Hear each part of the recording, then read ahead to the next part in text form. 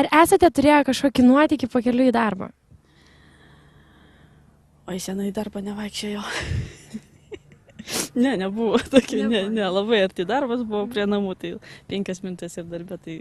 Tai visada kas nors nutinka, be nuotykių gyvenimo nebūna. Na, šiandien labai didelis nuotykis.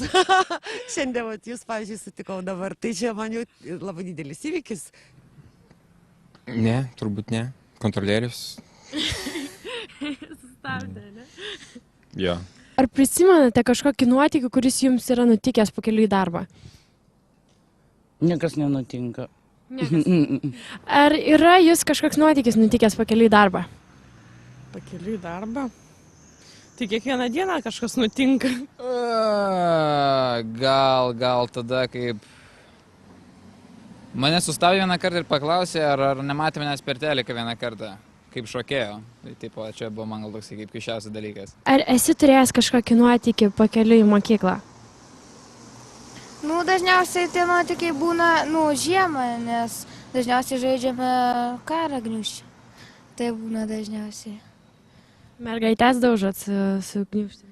Ne, tai mergaitės dažniausiai bijo, tiesiog berniukai tarpusavį.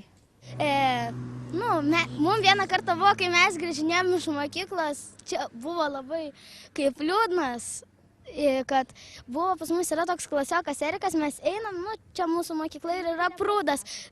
Tai Miglė pajuokavo, užsikabink ant to šakos ir čiuoški prūdą.